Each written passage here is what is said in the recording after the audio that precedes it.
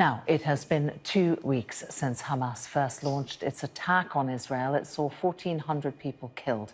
Since then, Palestinian officials say that more than 4,000 people have died in Gaza. Reporting on the war has been personal for Palestinian journalist and human rights advocate Yara Eid, who joins me now. Yara, thank you for joining us here on Sky News. I understand that recent events have caused you personally a great deal of grief and pain.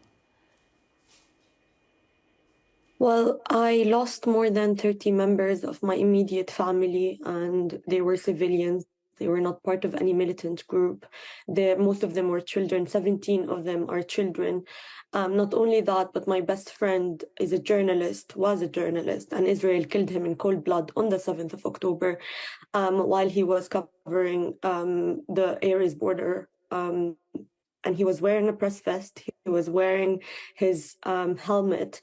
And I just want to say, before I continue talking about what's happening, when you first introduced what's happening, you said more than 1,400 people have been killed in Israel and more than 4,000 in Palestine have died. I think language is really important to use, because language, as a journalist, you have the moral responsibility to report on what's happening. Palestinians don't just die, they get killed. They are actually being subjected to ethnic cleansing, to genocide for the last 75 years. And you also mentioned that this is a Hamas-Israel war. This is not it. And framing it as such is very misleading, because it poses the thing that Israel is an equal power, but it's an occupying power. And it actually has the responsibility of protecting all civilian lives and children in Gaza. But what we've been seeing is more than 1,700 of those who are killed are children.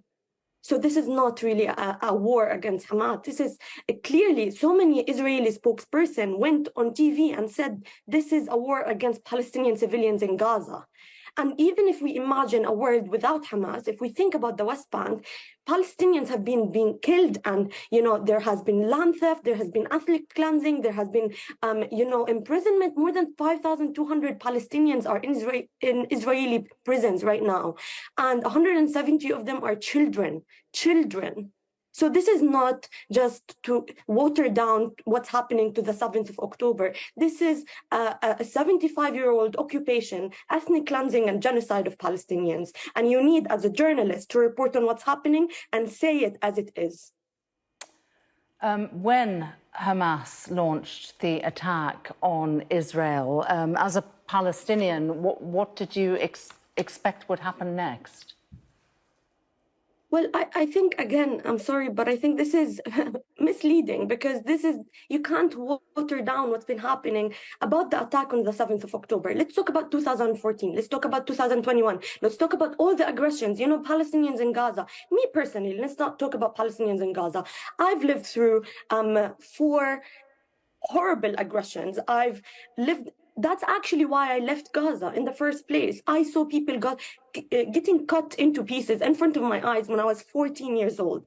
I spent the last 7 years trying to get therapy to get over my PTSD, my traumatic experience of just living there.